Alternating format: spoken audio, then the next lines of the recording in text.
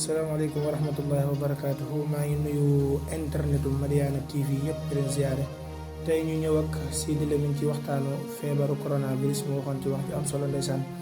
yàlla na ko yàlla yërëm te suuf di nofaayam woyofal suuf si kawam di wax ne yéen ñi nga xam ne yéen a bëgg a jàppale Madiyana TV ci wàllum sponsor man ngeen ñëw woo ci 78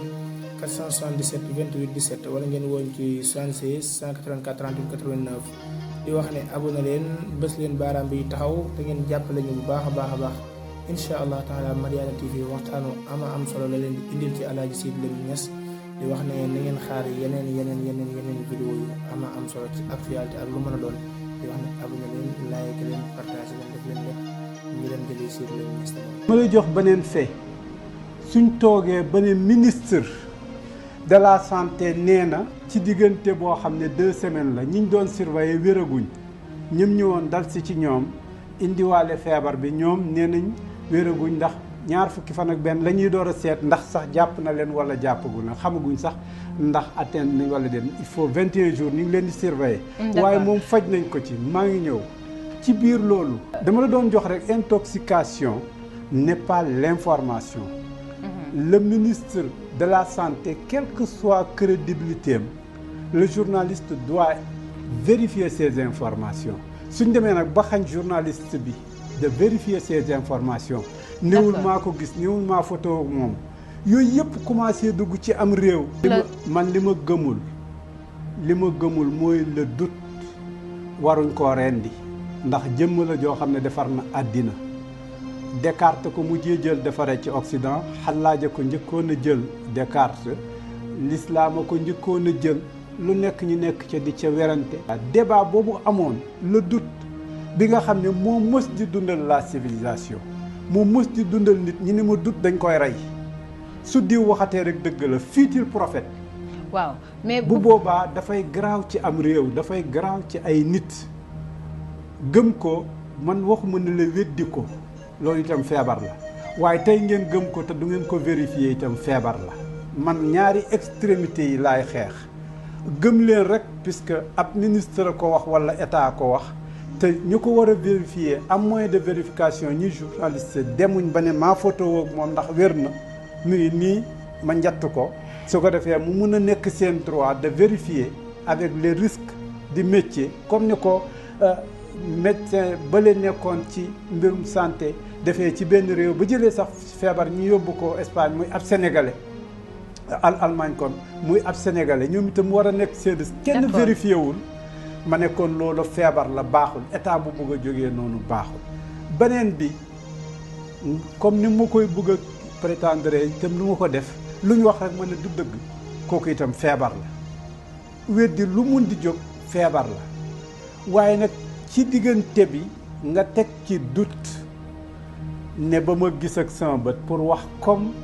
ni nu mu tëddee waaj a waxoon ne lu ma gis ak sama bët rek laa mën a gëm di borom xam-xam mag di nit diini dégg nga taxaw ne li ma mën a gëm yëpp mooy li ma gis làmb daj gis dëggal yooyu indi ñu ci pratique yu bëri ci suñ diine soo gisee werante weer bi mooy nit ñi dañu ne gisuñ ko rek gisuñ ko nag. firiwul ne nekku fi kon nag man mu nekk fi ak mu bañ fee nekk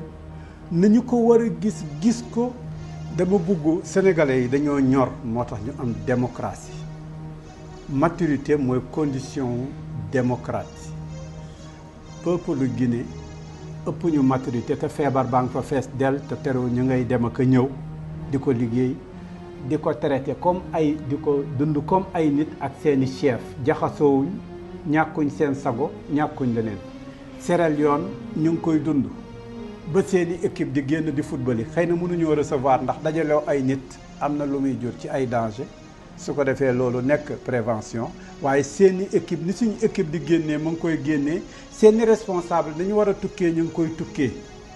ça ne veut pas dire que kenn dootul tukki day jël plus de précaution ku mel ni Libéria def na lu gën a mag hôpital taxawal na ko taf clinique boo xam ne en quelques jours bu mun a recevoir 500 personnes kooku li ñuy wax à toute chose malheur est bon ba bu ëllëgee mu mun koo faj waxul rek sax ne am na fi waaye dafa ne su munee law sax bu ëllëgee danaa bokk ci ñu koy faj kon ay wi yegsi na dafa war a indi responsabilité waaye ne danaa def ne rab woowu nga xam ne su gisee lum tiit dugal boppam ci biir suuf si ne dara nekkul sama kanam